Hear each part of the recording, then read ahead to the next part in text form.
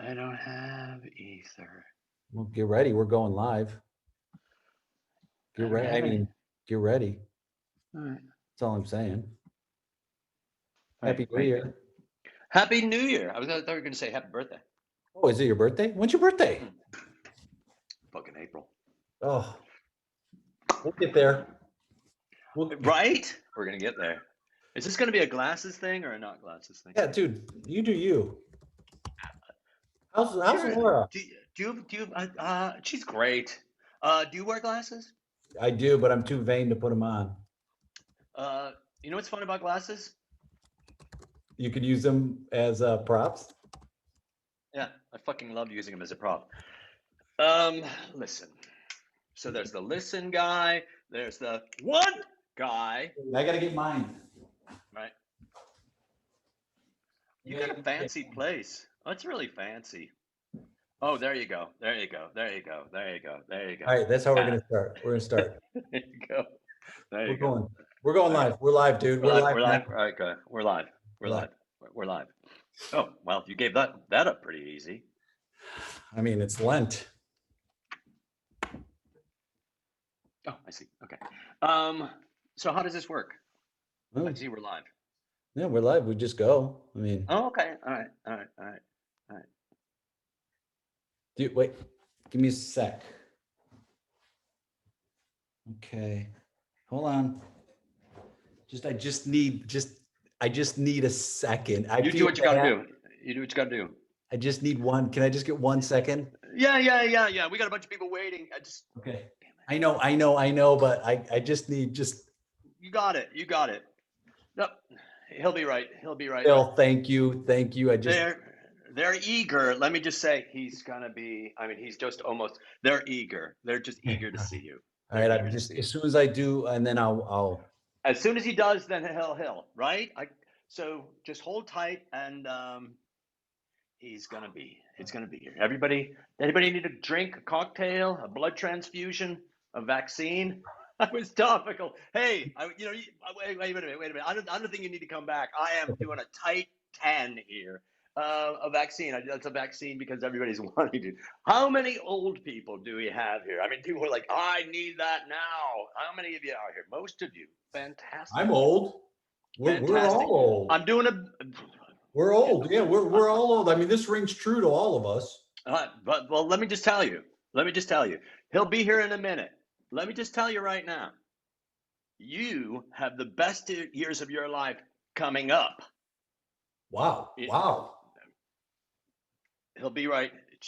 You don't need to come in because I think we got it. You got. I mean, absolutely. DJ, I just stall for like a second, a second.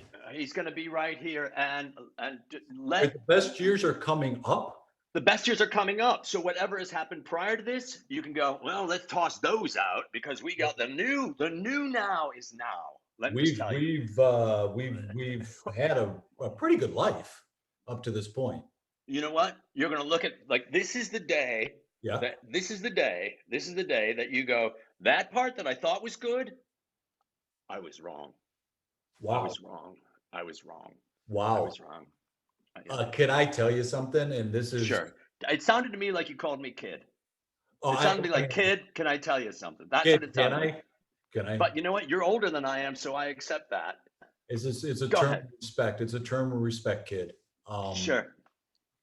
I've been going through a lot right now. It's not a midlife crisis. It's like a late life crisis. And Right. But can I guess what some of these are? Like yeah, people that you know that got like some weird disease that they have trouble talking about. Like maybe a friend of yours like got feline leukemia. Not regular leukemia, yeah. but someone you know got cat I mean, leukemia. who It's gets one of those, that? Who gets that?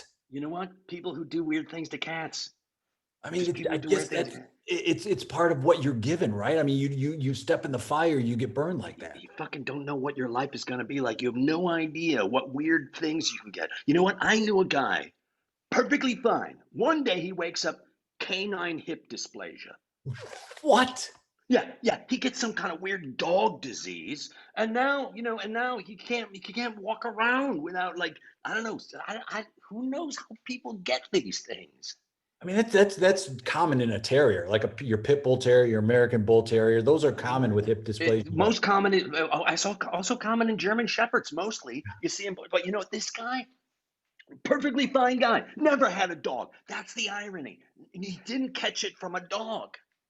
It's like Jim Fix. Jim Fix was a marathon runner, died running, like Right, perfect health, and then dies.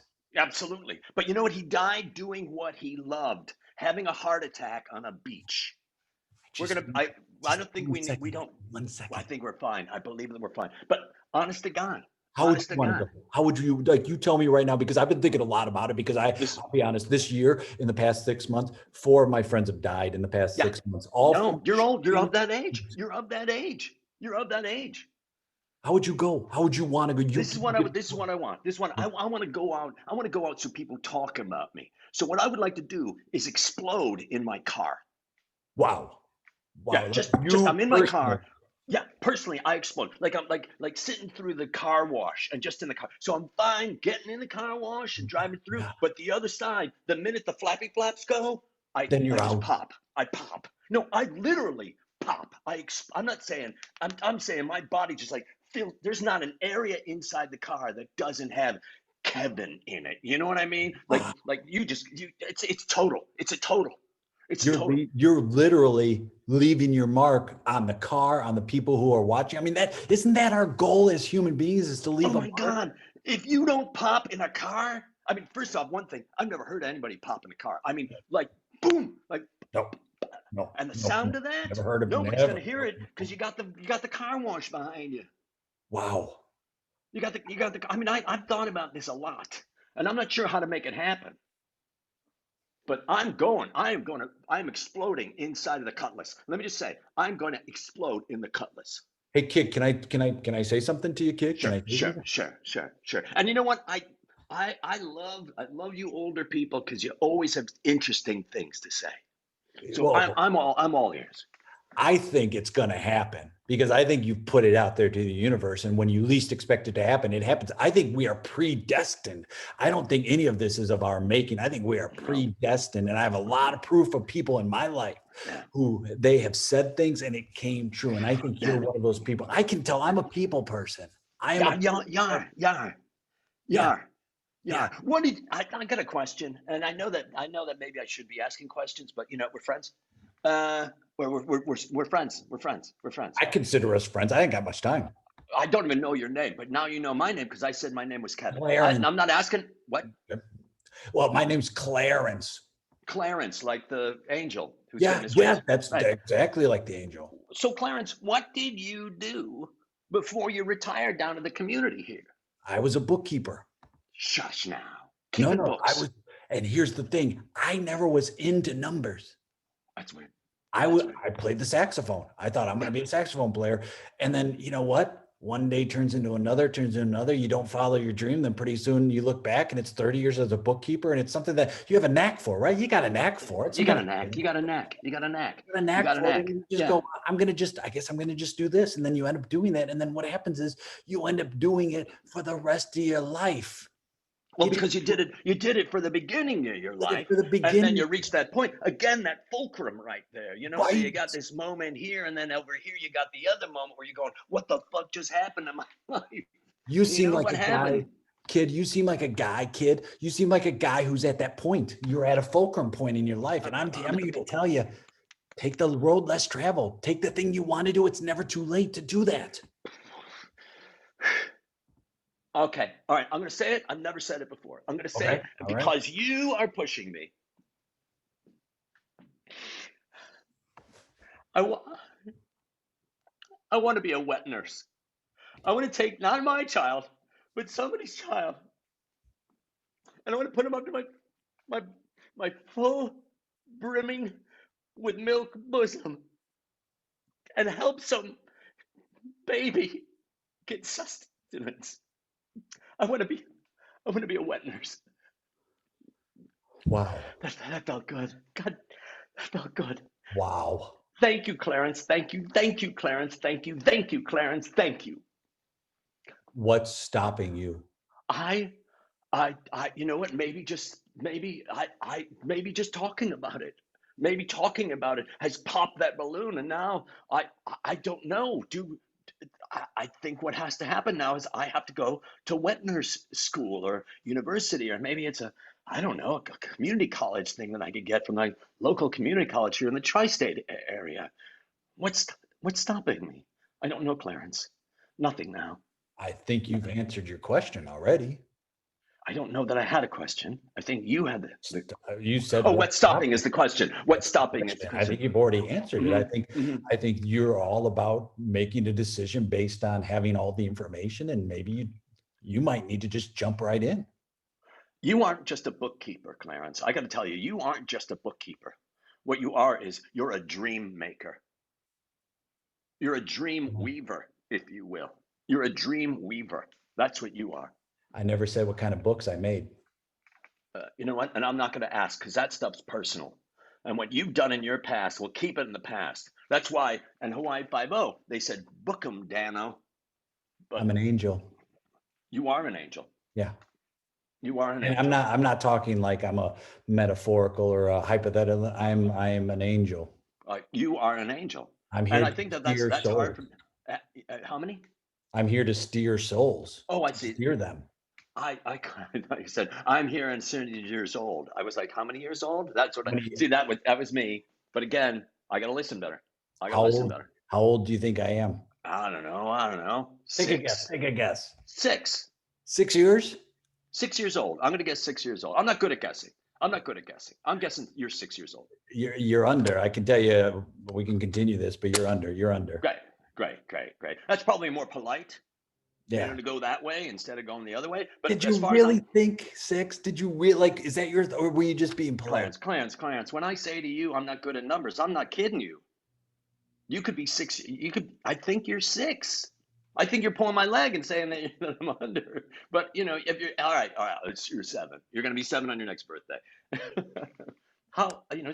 I don't know. You know. In terms here, yeah. Yeah. Right. Yeah. So again, I think you've answered your own question. Did I ask a question? Yeah. What was it? How old are you? Oh. You asked me. Oh yeah. I gotta listen better. Better. Yeah. Can you just give me 2 minutes? Here's the Everything thing. okay? Don't bother. Just don't Can I bother. stay in? Because I'm very nervous. Just don't bother. I can stay in. Can you You handle don't it? have to. No, I think I'm doing okay. I'm having this. I got a chat with a guy, Clarence. Do you know? Oh, it comes all the time. Yeah. The angel. He's an angel. That's what he says. Yeah, I believe it. I do believe it. I believe it too. Good. You could just you can take this. I mean, it seems like you're doing okay now. Why don't you just jump in? I just need a minute. And then I'll be back. I'm rearranging some stuff. Just okay. And let me just tell you, I don't really know how long a minute is, so I'm just gonna trust you on this. using it as the hypothetical, like the hypothetical. Yeah. metaphorical. Right. Okay. I just Yeah. So I don't know if you, but if you don't want to come back, yeah. Everything okay? Yeah, he just needs a little bit of time. That's all. Well, I mean that's a construct. Yeah, time is a construct. No. It's how we figure things out. Yeah. But we Right? never get what we want. We never have enough of it. No, or we do, or we have too much. You know, be in an elevator that someone farted. You're like, yeah, I think this could be done. You want to get out, right? Yeah, you want to get out, right? You want to like, I think I've had enough. A little bit of that goes a long way. You know, Yeah. if somebody's cutting one in an elevator and just you and somebody else, you're like, and you know it's not you.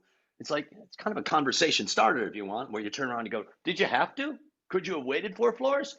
You know, like that kind of a thing. But you never do. You never say it, right? You never do. But you know what? This is it. And this is a big day for me.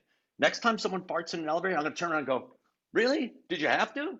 I mean, we're just going 2 floors down. You couldn't have held that in." Yeah. That's what I'm gonna do. I'm practicing now. I mean, now's the time. This seems like it's pretty much a parallel to your life, our conversation.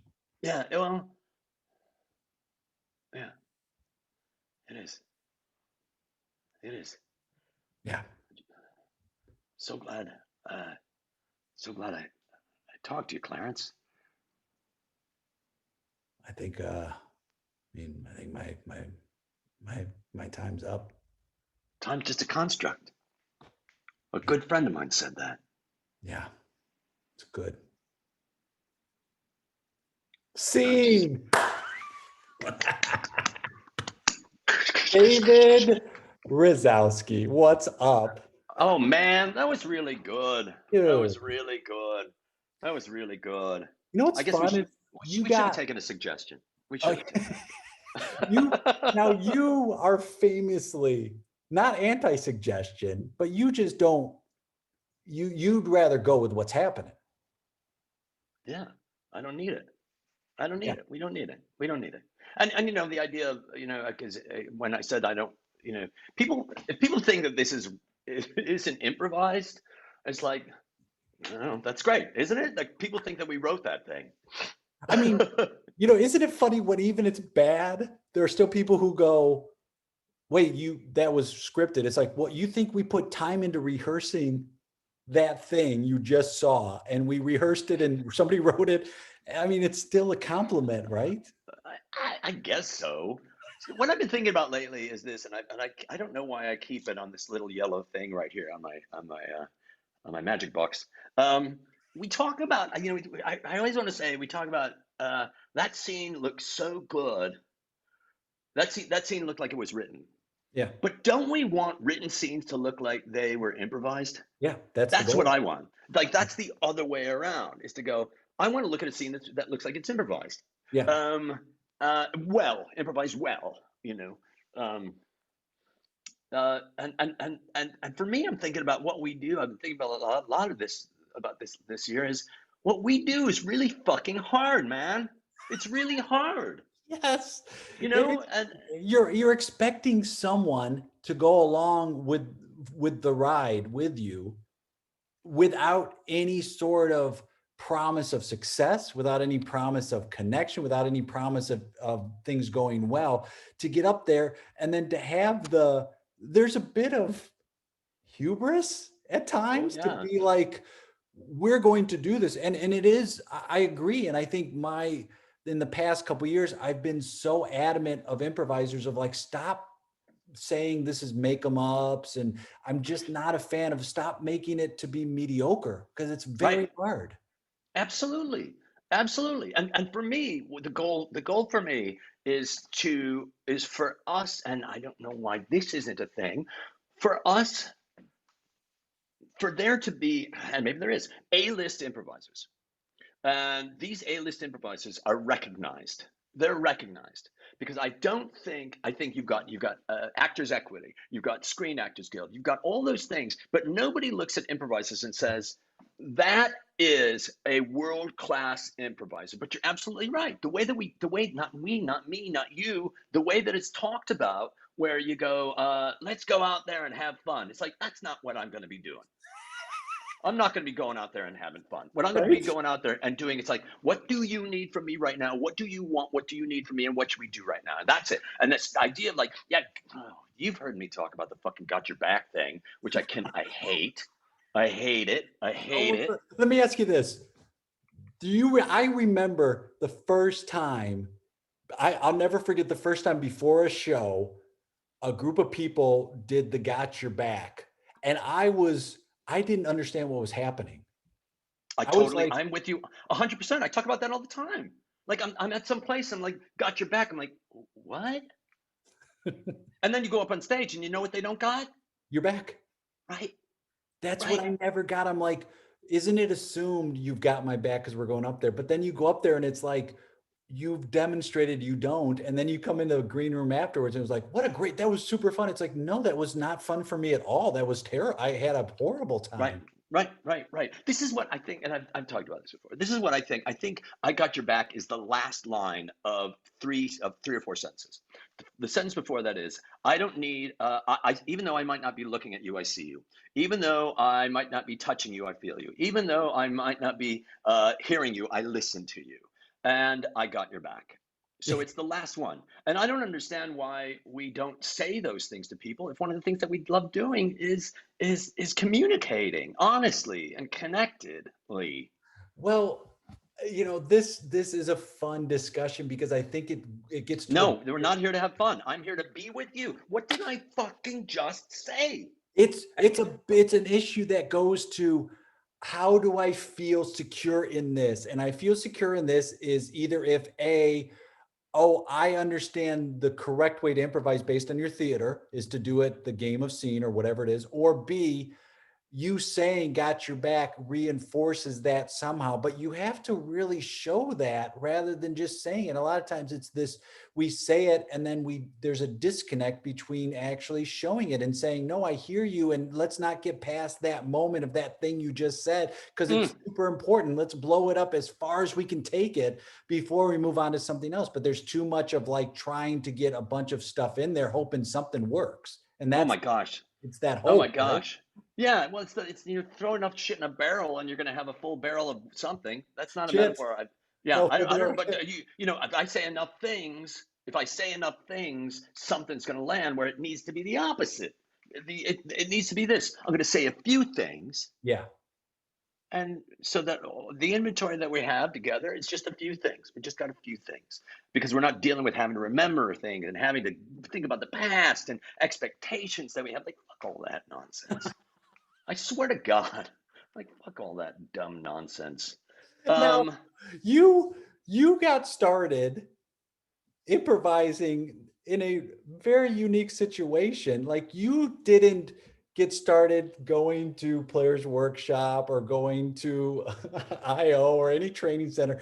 How did you get started? What was your my intro? my first professional improv was also my first improv, which is performing in prisons across the United States, doing non-comedic, rehabilitational mask work. And my first my first gig was in Centralia, Illinois. Illinois. Centralia, Illinois. There's a joint down there that we worked on.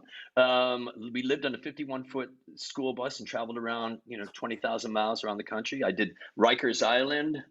We did a show there. I did Joliet, Centralia, Vandalia, All the Bordentown, alias. Pennsylvania. Yeah, All the all the alias. We cut like alia. Centralia, Vandalia. I don't know. It's got to be not more alias. and I mean, that is a situation where it's like you talk about playing the truth. Oh, and if you don't play the truth, Yes. they fucking let you know. So one of the things that we did, so we did mask work, and when we were in a situation where we didn't know what to do, we lifted up the mask and asked, "What do we do right now?" So it's not it's kind of like a way to get a suggestion, but it's like and so we take the mask off. And when this, say that I'm arguing with my girlfriend in the scene or my wife or whatever it is, I take my mask off and it's like, what should I do right now? And you're And talking, and when you wait, say, I want to tell you what they would say. I would yeah, tell you what they'd say because 9 times out of 10 they would say, "Slap the bitch." They would say, "Slap the bitch," and would you? and there was a guy that was sort of like the ringleader of our troupe, John Bergman, really great.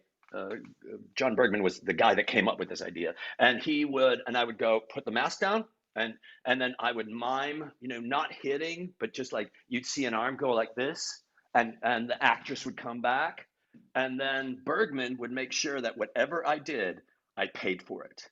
If I was physically, he would make sure that he would say, "Okay," and this guy goes into solitary, Yeah.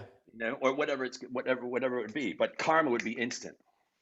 That is such an interesting, like there's a result, there's a consequence, and we don't see that enough. I feel like in the improv world we've played in a lot, we don't see the consequence as much. We barely see it.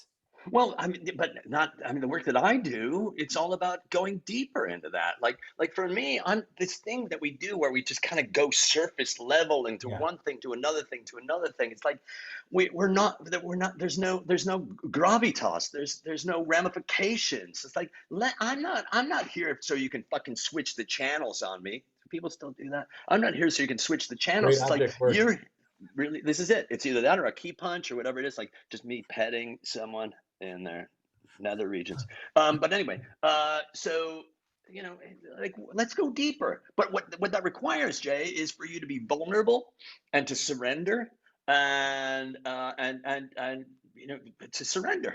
But Fucking surrender. I can't make a house team if I do that. Yeah, yeah. Well, you know what you could do? You could probably make a condo team. A lot of people talk about house teams, but I'm talking about condo teams. They're smaller, but the HOA is a lot larger. That's me watching too much House Hunters. Oh, isn't it great to be like, and our budget is, it's like, how much is your budget? Oh my Two and a God, I half wish. million dollars. Well, right now, my girlfriend Laura Parker, who's the funniest fucking person in the world, She's great. like she does this. She's like, so at the beginning, what was it? She's a professional pencil sharpener, and he designs tuxedos for frogs. Their budget is $7 million, and that's her bit. And I will ask her, I don't know, 3 times, 4 times a week, go, please do that for me, because the way that she says it. And it's funny that, we know a lot of very humorous people. And I think a lot of like professional comedians or performers, but I think a lot of the people that strike us as funny are just people closest to us that are human beings and that have just a unique take on things. And they're not even like stage performers. Absolutely. But Laura is a stage performer. Yeah. My sister, my brother are hilarious. They're really funny. Your dad? My dad is really funny in a dad way. He's very dad. But my dad took acting lessons. My dad, is also, he's done at 65. My dad decided at 65, he said, I don't want to be an electrician anymore. Hook me up with your agent. I was like, that's not how it works, but okay. So I hooked him up with my agent, and that fucker works so much. Turns out that is how it works. I know, right? What do I know? But my dad was also the guy that said, when I first moved out to LA back in the mid 90s, he said, how's it going, son? And I went, it's not going well. He goes, this is what you do. Go over to Disney, knock on the door, and see if they need any help. And he was serious. And did I do that? No. But his generation, that's how shit got done. Yep. You go, it's like, well, you just walk up to somebody, you pitch them something, and they go, you're hired. Like that was a different time. Oh, yeah. Oh, for sure. But, Laura talks about my dad, who one of his great lines is, hey, Dad, I need somebody to, my windows need sanding so that we're within an inch. And then what I also need is a porousness, and I need for them to taste like peppermint. And my dad will go, I know a guy.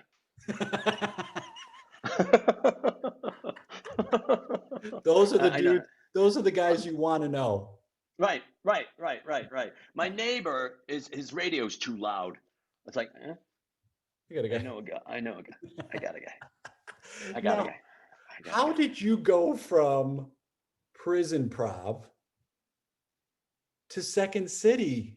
Like, what was the so I did a year. I was 25, and then I left Geese Company, and I went left Geese Company. I was there for a year because it was a drag, man. It was a really hard job. So I left it would, but it was, everything was sad. But on the flip side, it's like you're an actor making a living and touring, and at that age, at 24, it's like that seems like getting into it seemed like a good gig. Well, yeah, absolutely. I mean, but I started doing theater when I was 10. So for me, I've been at it for over 50 years. And one more thing is when I went to Joliet, I met a guy named Richard Speck. I don't know if you know who Richard Speck was, but look it up. A famous interview with him in his jail cell when he was like kind of mid-transition. He had some surgeries. Oh, that's right. I remember. Yeah. So you met him? Yeah. It was serial killer. For those who don't know, a serial killer. Killed seven nurses in Chicago in 1967. Yep. Yeah. And he was walking down a hallway, and we were walking this way, and he's walking that way, and he was, handcuffed, and somebody was leading him there, and the people that were taking us through went, "Oh, I want you to do that, Richard. These guys are going to be doing a show," and he went, "Have a good time," and then it was like, "Man," and it was like, Richard, pockmarked face, gray hair. That's Dick Speck. Oh my I wonder if God. anybody ever called him that, Dick Speck. Well, you only do that once. Apropos. Right. So I left that, and then I can't remember how. I think maybe through the reader, I saw that a place called Cross Currents was having classes by a guy named Del Close and Sharna Halpern, and I didn't know who either of those people were. And I went up I went there, and I saw a show, and I'm like, oh my God, it was a group called Barron's Barracudas. That was the first house team, right? They're not a condo team. And I went, I want to do that. I want to do that. I want to do that. And Sharna went, and I went to Sharna, I want to do this. And I said, I just left doing theater in prisons, improv, and she goes, put you right into Dell's class. I'm like, great, who's Dell? And we're teaching the Herald. Like, great, what's a Herald? And I had no idea what that was, and I went from there, and it was a magical time, man. It was really a magical time. Well, Barracuda, I mean, was Pasquazi on that team? I mean, right. And like Dave Pasquazi and but there will also be like Dave Pasquazi and Brian Crane and John Judd. John Judd went on to do great theater in Chicago. I mean, he's still doing it. And Joel Murray and Honor Finnegan, Judy Nielsen, like people that you don't know, but when you watch those people perform, it was, well, Dell trained, that was his, like he picked those people, and what you see, and I'm so excited. It was, keep in mind, the Heralds were 40 minutes long. Well, that's what people don't get. And you rehearsed, we used to rehearse like 2-3 times a week. To do a 40-minute set, and then you could have the character development and to do a Herald, dude, they're doing Heralds trying to do it in 20 minutes. I'm like, how? No. That's why it's this rush. That's why everything's the rush now, is because of time limitations. You don't have 40 minutes. Well, everything's a rush. And so, and maybe you've heard me say this before, but it's like, you've got a class that's 3 hours long. You take a 15-minute break. The teacher has to teach 5 different things. And most of the time it's like, hey, I didn't get it. It's like, you'll get it. Let's get 2 more people up there. So everything feels rushed. Form follows function, and then people start getting within their system saying, this is the way, I'm supposed to be in a hurry, or I'm supposed to feel rotten about it, or if it's not working. It's like, no. And today I had I worked with Roseanne Nelson today, and we were talking, this is one of the things we were talking about. It's like, nobody, let's just slow it all down, man. Let's just slow it all down, and slow it down tempo-wise, but also slow it down to feel things. Just slow it all down. And then you don't have to hurry. Because what are you in a hurry for? Why in a hurry? Well, you know why, is that pause and that slowdown gives your teammate a chance to come in and disrupt the scene, because there's a moment of silence. Absolutely. And then feeling like, oh, I got to rescue somebody. Right. And my feeling is we're throwing life preservers to people who aren't drowning. We're drowning them. We're hitting them. We're hitting them. It's like, you need my help. It's like, I'm fine. I'm fine. Well, and that's the thing, is you're looking at everything starts to be a result. Like, what's the end goal? And it goes again to, it's a metaphor for life. It's like, it's not the end, but like what's happening this moment along the way. And the hardest thing for a human being to do is to stay right here now in the present. What is it? We regret the past. We fear the future. And we're not ever comfortable now. What's happening right now is so hard to do. Absolutely. But it's hard to do if you say it's hard to do. But why aren't more teachers, for me, this is what teachers need to do. Teachers need to do this. They need to stop a scene right in the middle of a scene that's tanking, so that people can start getting more present to what's happening in that moment. And we have to, and I'm not teaching to be anybody's friend. I'm not teaching to be anybody's enemy.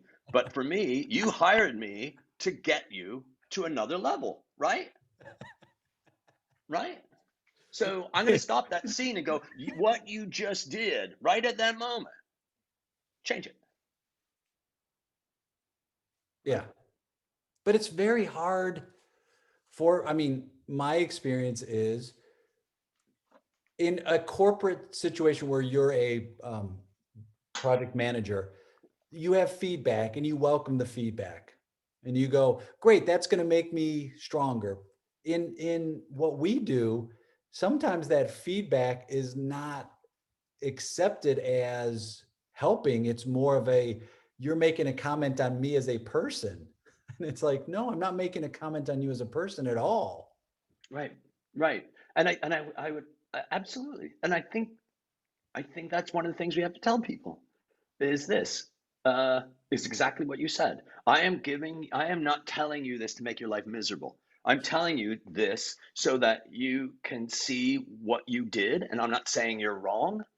I'm just saying that you and I have been improvising for a long time, and we know, this can't really be taught in a way. It's got to be experienced. Like, we know going down one particular road is going to be, you hit a T at a scene, and you go, if I go down this road, it's a fucking rabbit hole. If I go down this road, it's going to be, Yeah. something that I've never done before, and I'm excited to do it.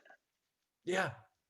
And it's that, I think part of that teaching is to inspire people for that excitement and to go, that unknown, that's the place you want to go. That's where the fun is that tightrope of, I'm not sure what's going to happen. That's going to be a lot more fun if you go down that path. Right, right. So how do we teach people that? This is how I teach people that. It's like, you and I are just going to do a scene. We're not going to take suggestions. We're just going to deal with one thing. And it's point of view. What's your point of view? Hold on to your point of view. What's your partner's point of view? Hold on to your partner's point of view. Recognize when you've been emotionally changed, your body, something is going to happen to your body. Your breath will catch. You'll get a gesture. You'll want to move in that moment. But we're teaching people like how to do a herald when they don't even know how to improvise. And one of the things that the first thing I wanted to do after I learned the herald, was this: Yep. never to do another herald again. Yep. The first thing was like, oh, this is really a great opportunity for me to never do another one of these things again. Right? Like not having to do it. And again, it's that idea of, we as a theater will be known for this. So we will continue to teach this, never really changing it. But like, and then I can go, oh, I can go there to learn to do that. And it's like, but it's such a rigid way of thinking. And like, I'm glad I learned it, but I'm with you. If I never have to do another one again, I'll be very happy. There are other ways to teach. I appreciate that, but I appreciate what they're teaching. There are other ways to teach things that you What they get out of were the teaching, herald. what they were teaching. What they were teaching. There are other ways of getting that. So one of the things about a herald is you learn connections. To connect disparate elements. Okay, there are different exercises that we have for that. And one Pattern. of the things, patterns, lovely patterns, like these things that you get. But what tends to happen nowadays is people want to tell a story, and I feel like, fuck telling a story. Be the story. Be the story. And how do you be the story? You be the story, forgive the grammar. How do you be the story? You be the story by emotionally going through what you're doing and having the audience watch it. Well, That's how you be the story. that's when you're watching a film, you don't hear them talk about the thing, you watch them do the thing. And Absolutely. that's the show don't tell. That's that phrase it boils down to, is like you said, be the story, show that, don't talk about it. And I think that is just a sense of feeling like you're protecting yourself, so you're going to Mm. talk about the thing rather than actually putting yourself out there to do the thing. It's interesting that you use self in two different ways. You use, protect yourself and get yourself out there and do the thing. The idea of protecting yourself is so non-actory, because when you're an Sure. actor, there is no self. You don't Sure. have a self. You're playing a character. And anybody who say, if I, you know, if you're an Orthodox Jew, and who's living your life here in Los Angeles, most of them don't wear masks, motherfuckers. So if you, but I digress, and I'm coming back here. So if you're an Orthodox Jew, you can't eat rock badger. That's a thing. I don't know why. I do know that it's not kosher.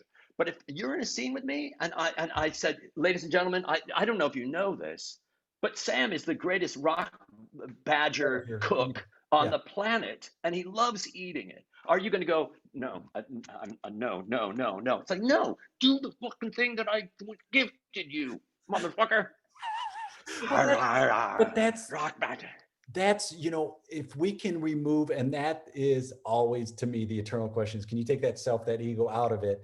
If you can take yourself out of it in that situation, then you look at all these as opportunities. And for me, it is you and I get to the same location going different routes. To me, I go, I'm going to get there. I am there to have fun, but my fun involves, what are you giving me that I can hop on and use and hear and build upon it. That to me is the fun. And it's the same thing. It's like, do you want to go deeper in this? I'm all for going deeper. Do you want to have a scene where we're at a funeral and we're talking about loss and we're going to go for just that's fun for me. I'm down for doing that.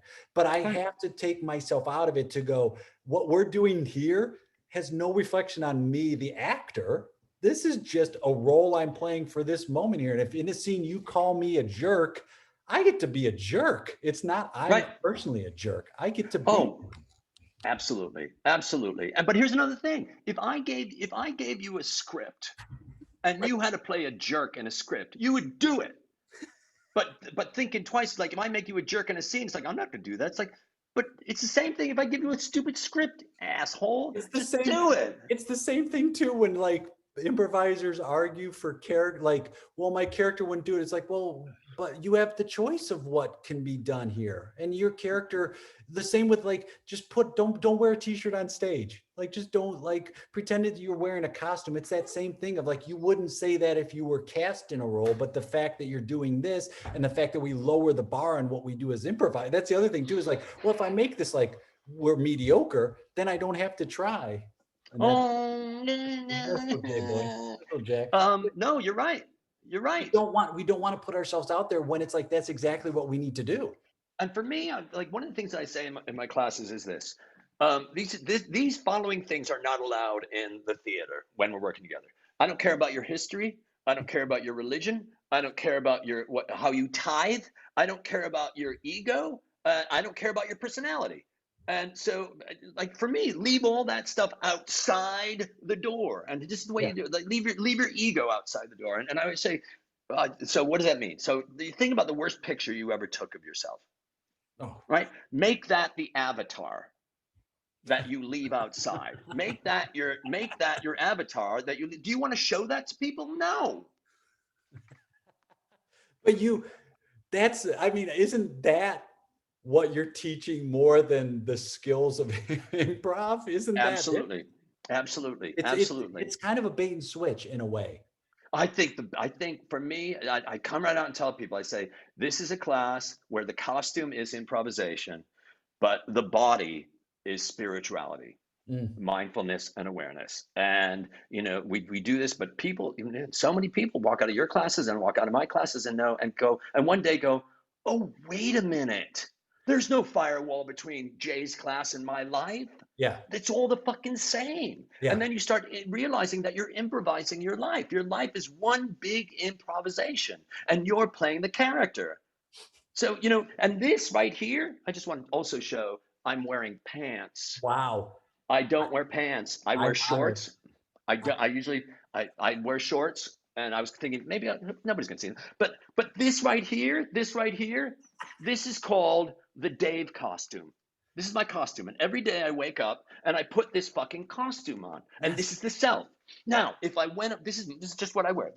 If I went over to your house and wore those clothes, it would be a Jay costume. I would be playing a part, and I'm playing this part. When I walk into a scene with you, I don't see you. Yes. I don't see you. Yes. I don't see. And when in our scene, when you're walking off into here, and in my mind, I saw where you were going. Yeah. And in my mind, I saw what you were wearing, and I saw what Clarence was wearing, and I saw the difference between the two of you. And if you want to say there were subtle differences, I'm going, no, they weren't subtle differences. They were differences.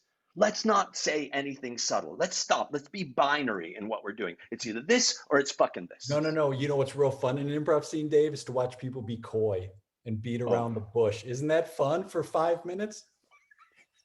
You probably heard what I do in those situations. Like, stop. What are you feeling right now? It's like, well, I can't. No, you can. You can say it. Take your dumbass ego and take it out. Well, and it's like, I was getting to it. I've been told a lot. It's like, well, get to it now. Like, that's what we want to see. And it's absolutely, it's the lack of confidence in, I'm going to make this choice because of either I'm not sure where it's going to go, or I'm not sure it's the right choice, or will you give me approval? So if we can help people get rid of those and just go, see what happens if you just make a choice. Just see what happens. Pick a channel. Pick a channel. Pick a channel. It's like, but that goes back to You are an actor. You are playing a part. I don't see you. I don't see you. Well, but that's, you know how many improvisers, when you say you're an actor, they bristle at that. They don't want to accept it. They want to be like, no, I'm not. It's like, no, you Right? have to be. You have to be. All improv is acting. All improv is acting. All of it is fucking acting. We call them scenes. And the greatest the greatest disservice that I think Dell or anybody did was saying that I'm on an improv team. You're not an improv team. It's an improv cast. Yeah. Uh-oh. Uh-oh. What? Uh-oh. What? Uh-oh. What? Oh, What? I Wait, what? hope I'm not frozen. Am I No, frozen? you are, but I Uh, can still hear you. that's a good look. That's a good look, Jay. Well, and that then became sports, right? Oh, yes, David. Hey, folks. I mean, right there, he leaves us with, that's some good information right